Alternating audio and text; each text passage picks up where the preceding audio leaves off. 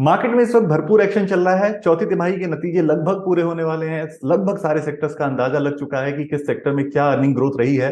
ऐसे में अगले 3-4 महीने के लिए आपकी क्या स्ट्रैटेजी होनी चाहिए, कहाँ आपके लिए पैसे बन सकते हैं, कमाई के मौके कहाँ हैं, पोर्टफोलियो कैसे बनाएं, ये सारी चीजें समझाने के लिए आज हमारे साथ एक मार्केट एक्सपर्ट है, दिग्गज मार्केट एक्सपर्ट है। हमारे साथ है दीपन मेहता, जो फाउंडर डायरेक्टर है एलिक्सिर इक्विटीज के। सर, बहुत स्वागत है आपका बीक्यू प्राइम हिंदी पर। Thank you for having me. बहुत बहुत धन्यवाद and looking forward all your questions. Sir, पहली चीज तो यही कि मार्केट पर आपका नजरिया चाहेंगे कि अगले 3-4 महीने के लिए आपको मार्केट का क्या ट्रेंड दिखता है, क्योंकि अगर देखें तो पीछे कुछ गिरावट आई, फिर रिकवरी आई। निफ्टी को देखें तो हाई के करीब है, बैंक निफ्टी हाई बना चुका है। तो अब यहां से मार्केट किस डायरेक्शन में आपको जाता हुआ दिख रहा है? देखिए, मार्केट बहुत बढ़िया दिख रहा है, स्क्रीन भी अच्छा लग रहा है और इंडिविजुअल स्टॉक्स में हम अच्छी खासी तेजी देख रहे हैं बेस्ड ऑन स्पेसिफिक न्यूज़, यानी कि शायद नतीजे अच्छे आए या फिर ऑर्डर इनफ्लोस की वजह से या फिर मैनेजमेंट कमेंट्री की वजह से we are getting a very optimistic view on the market. और जो सबसे बड़ी समस्या थी हमारी मार्केट्स के लिए, वो थी ये inflation, interest rates, globally as well as in India.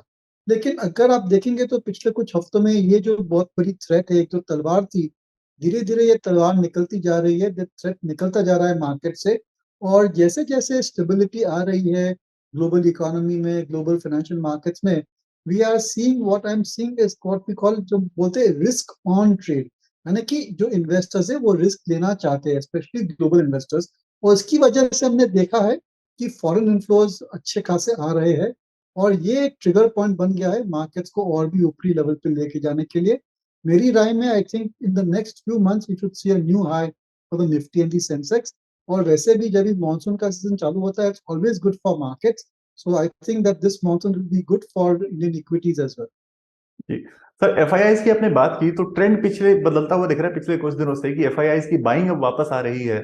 तो क्या ये एक मजबूत बाइंग है जो आगे भी सस्टेन करेगी, या फिर एक शॉर्ट टर्म की बाइंग है, क्योंकि मार्केट के फंडामेंटल्स अच्छे लग रहे हैं ऐसा आप भी बता रहे हैं। तो क्या ये एफआईआईज की बाइंग आगे भी कंटिन्यू रहेगी लंबे टर्म टर्म के लिए? देखिए, जनरली एफ आई बहुत बहुत ही स्टॉक बेच के गई है and they are generally equal to underweight in India. उसकी वजह यह है कि there were lot of issues in the global markets, वहाँ पर काफी हाल तक पैनिक था। बैंकिंग सिस्टम उनकी थोड़ी स्ट्रेस में रही है और ये जो कंटिन्यूस इंटरेस्ट रेट बढ़ा रहे थे फेडरल रिजर्व और अन्य जो सेंट्रल बैंक्स, उसकी वजह से the money was going back into the developed markets. पर जैसे जैसे ये इंटरेस्ट रेट्स और इन्फ्लेशन थोड़ा कम होता दिखेगा, I think you will see lot more money coming into the markets. मेरे ख्याल से ये जो एफ आई फ्लोज आ रहे हैं, they could be secular in nature, they could sustain for a long period of time. एक ही प्रॉब्लम है कि अगर वहां पर कोई और प्रॉब्लम नहीं आ जाती है, क्या कुछ नया डेवलपमेंट हो जाता है negative, then of course this FI flows will get affected. But by and large I think ये जो सबसे बड़े जो प्रॉब्लम थे, inflation, interest rates, we have seen the worst of them, that is behind us. And now we can only expect positive news from the world financial markets and the world economy, especially on these two very important parameters. ठीक। Sir, एक sector जो काफी परेशानी में रहा है globally अगर देखें तो आईटी सेक्टर। सो इस बार के नतीजे भी कमजोर रहे, और यूएस में भी नैस्डैक को अगर देखें तो कमजोर ही है उसका प्रदर्शन भी। तो आपको इस वक्त आईटी सेक्टर में क्या लगता है कि इस वक्त फिलहाल दूर रहना चाहिए, या फिर काफी गिरावट आ चुकी है तो कुछ बाइंग की अपॉर्चुनिटीज खोज सकते हैं? इस सेक्टर पर आपका ओवरऑल नजरिया क्या है?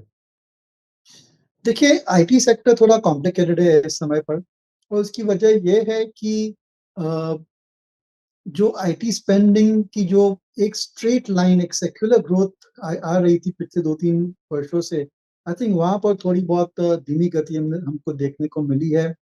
और अभी एक आईटी सेक्टर में सिलेक्टिवली एक आपको स्ट्रेटजी डिसाइड करनी पड़ेगी। You you can not paint all the IT stocks with one brush, क्योंकि कुछ ऐसी कंपनियां हैं जो बहुत बड़ी है, बेस इफेक्ट की वजह से their growth rates have slowed down. कुछ ऐसी कंपनियां हैं विच आर फोकस्ड ऑन से बीएफएसआई, जहां पर स्पेंडिंग कट्स की आशा है, तो दे में बी अफेक्टेड। और कुछ ऐसी कंपनियां हैं which are operating in very strong verticals, जैसे कि ऑटोमोबाइल्स है, मीडिया है, हेल्थ केयर है, जहां पर कोई टेक स्पेंडिंग की स्लो डाउन दिख नहीं रही है। So we have to analyse each company separately and see what is going to be doing well going forward और not. Having said that, I think आपने देखा होगा कि जो अच्छी कंपनियां जो फोकस है कुछ से कुछ वर्टिकल्स पे, जैसे कि ऑटोमोबाइल्स है या टेक्नोलॉजी है, they done very well. Giving a few names with disclosure, जैसे कि टाटा एलेक्सी है, केपीआईटी कमिंस है, आई थिंक परसिस्टेंट सिस्टम्स है। They have done exceptionally well because they are focused on very narrow vertical, जहाँ पर कोई भी टेक स्पेंडिंग की कट्स दिखने को नहीं मिली है। और फिर ऐसी कोई कंपनियां हैं जो which are very aggressive in terms of marketing and very good, I would say, technological strength, जैसे कि happiest minds है. So we have to be very selective. I would largely avoid large cap IT. I think because of the size or because of whatever is happening in the world, I think they would be a little bit under pressure to grow their revenues. But selectively mid cap IT में आपको अच्छे options मिल जाए. जी। सो IT sector में selective रहें, बड़े IT शेयरों से फिलहाल आप दूर रह सकते हैं, मिड कैप में अच्छे मौके मिलेंगे, ये आईटी सेक्टर पर नजरिया है। सर दो सेक्टर और समझना चाहेंगे आपसे, जो कोविड लोज अगर हम देखें कि कोविड में जो निचला स्तर बना था वहां से काफी आगे आ गए हैं, मेटल और ऑटो। तो मेटल और ऑटो शेयर जो है वो काफी चल पड़े हैं, अब तक काफी तेजी देखने को मिल चुकी है अब तक। आगे आपका क्या नजरिया है इन दोनों सेक्टर्स पर कि क्या ये तेजी बरकरार रहेगी? अब चूंकि ऑटो के लिए मानसून सीजन भी आ रहा है, तो कहते हैं कि मानसून भी उनके लिए अच्छा होता है, बाइंग होती है। तो क्या ये तेजी बरकरार रहेगी, या फिर ये एक जितनी तेजी आनी थी आ चुकी थी, अब यहाँ मुनाफा मुनाफा वसूली करने का दौर एक चल रहा है? मेटल्स पर नेगेटिव, ऑटोज पर positive, that is all I can say. उसकी वजह यह है कि मेटल जनरली बहुत ज्यादा वॉलेटिल रहती है, और एक क्लियर कट पिक्चर नहीं मिलता है कि इस तिमाही के नतीजे कैसे आएंगे। कभी बहुत बढ़िया आ जाते हैं, कभी बहुत खराब आ जाते हैं, और it's difficult to get a handle on it. और हमारी तो स्ट्रेटजी यही रहती है कि we want to buy companies which are in fast growing sector, जहां पर at least 15-17% type of top line growth आपको देखने को मिलेगी। उन्हीं सेक्टर्स पर हम फोकस करना चाहेंगे। So we're very positive on auto, no doubt about it. I think OEM sales अच्छे आ रहे हैं। ऑटो और ancillary, I think कई सालों के बाद they are seeing a cyclical upswing, और धीरे धीरे अगर इंटरेस्ट रेट स्टेबलाइज हो जाते हैं, और who knows 6-12 महीने में और थोड़ा कम भी हो जाते हैं, तो it be very positive for auto companies. And जो ऑटो कंपनी में सबसे अच्छी बात यह है कि टू व्हीलर हो या फोर व्हीलर हो, नए नए मॉडल्स आ रहे हैं, और उसकी वजह से जो कंज्यूमर है, they are getting excited, they are getting engage. उनको अपनी अपनी मोटरसाइकिल है या फिर व्हीकल है, car, four wheeler passenger car है, they want to change it, upgrade themselves. और ये जो साइकिल है वो बहुत पॉजिटिव है ऑटो कंपनीज के लिए। And I would say that company like Maruti है, आपने देखा सुना है कि उन्होंने बहुत बड़े एक्सपेंशन प्लान भी अनाउंस किया, they want to double their capacity in 4-5 years। तो they are also seeing very good demand. कुछ ऐसे अन्य कंपनीज जैसे महिंद्रा है, which are focused on very strong segment, that's UV, और उनकी अच्छी ईवी स्ट्रेटेजी भी है। सो आई थिंक सभी कंपनियों में कुछ ना कुछ पॉजिटिव है। With I would say that in two wheeler Eicher Motors का स्ट्रेटेजी बहुत बढ़िया है, and I think they are entering into a new growth phase per se. और जैसे मैंने कहा, I think Maruti, Mahindra, these are the companies that we are positive on, with usual disclosures. Tata Motors एक black horse है। I did not expect कि इतने बढ़िया नतीजे आएंगे टाटा मोटर्स के। तो but on the whole I think even that stock will look to outperform over the next 2-3 months or so. ठीक। तो एक सेक्टर तो हमें मिल गया, ऑटो सेक्टर, और उसमें आपने कुछ शेयर भी बता दिए। बाकी भी सेक्टर्स हम आपसे पूछेंगे जो आपके चॉइस लिस्ट में है, जो आपको ऐसा लग रहा है कि जहां पैसे बन सकते हैं। लेकिन उसके पहले एक सवाल हम चाहेंगे आपसे फार्मा सेक्टर पर, क्योंकि कोविड के टाइम में फार्मा सेक्टर को काफी फायदा हुआ, दवाइयां आपको ज्यादा बिकी। लेकिन अब चूंकि डब्ल्यूएचओ ने ये कह दिया है कि ग्लोबल इमरजेंसी की लिस्ट से कोविड बाहर हो गया है, तो एक वो चीज भी खत्म हो चुकी है फार्मा सेक्टर के लिए, एक वो ट्रिगर जा चुका है। अब आगे फार्मा सेक्टर के लिए आपको क्या ग्रोथ की अपॉर्चुनिटीज दिखती हैं, कैसा आपको इनका ट्रेंड दिखता है फार्मा सेक्टर का? देखिए, फार्मा पर भी again sorry to repeat myself, मैं सिलेक्ट रहना चाहूंगा। जी, क्योंकि बिल्कुल। एक समय था कि सभी pharma companies were doing very well. That was the time कि सभी फार्मा कंपनीज नए नए मॉलिक्यूल यूएस जेनेरिक्स मार्केट में लॉन्च कर रहे थे, और they were capturing the market share in the US generics market, और अच्छे खासी मार्जिन मिल रही थी। प्राइस इरोजन जो था, प्राइस करेक्शन था, इतना ज्यादा था नहीं। लेकिन अभी बहुत ही कंपेरेटिव सिचुएशन हो गया है वहां पर, और नए मॉलिक्यूल में भी 3-4 प्लेयर्स आ जाते हैं, इसकी वजह से प्राइस कंप्रेशन आ जाता है। तो सभी जो Indian pharma companies which are focusing on US generic market and other global markets, उन पर थोड़ा हमारा नजरिया थोड़ा नेगेटिव है। पर जो डोमेस्टिक फार्मा कंपनी पे फोकस कर रही है, और स्पेशली जो नई लिस्टिंग है Mankind pharma, which is 97% revenue domestic market से आते हैं, आई think that is looking quite interesting. हमें और डीप स्टडी करना चाहेंगे मैनकाइंड फार्मा के ऊपर, बट आई थिंक दैट वो एक इंटरेस्टिंग प्रोपोजिशन है। And I would prefer to buy companies which are focused on domestic pharma.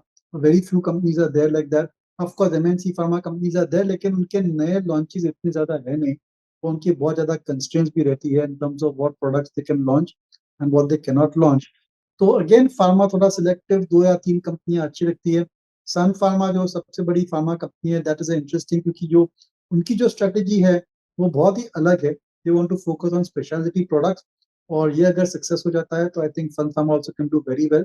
So again I think selectivity within the pharma sector, पर कई quarters के बाद we are seeing good numbers coming in. तो जो बाकी अन्य pharma companies है उसमें आपको जरूर से ट्रेडिंग रैली देखने को मिल सकती है.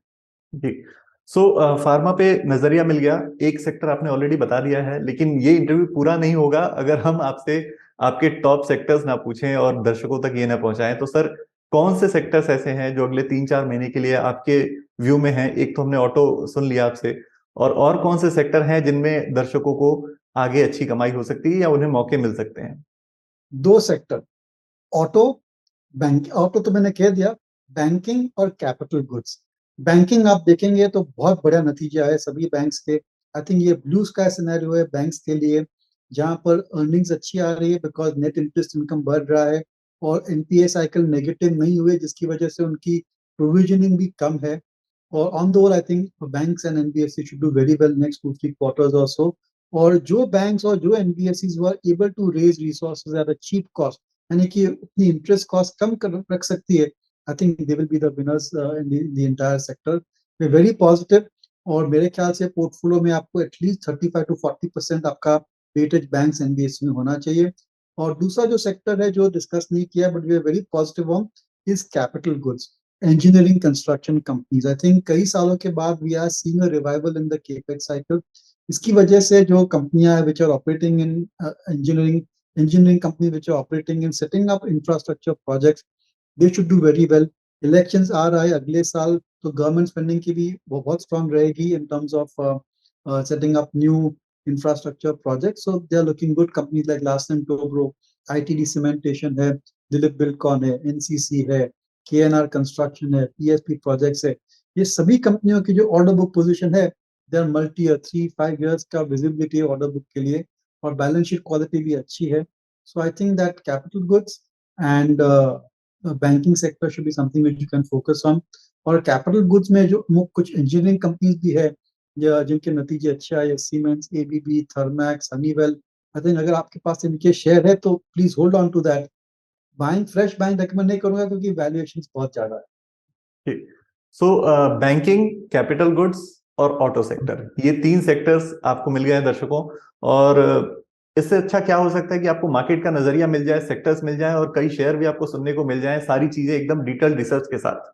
तो बहुत शुक्रिया सर, दीपन सर, आपका बहुत शुक्रिया. आपने समय दिया और बीक्यू प्राइम हिंदी के दर्शकों को अपनी बात पहुंचाई, उनका मार्गदर्शन किया. Thank you so much sir. Look forward.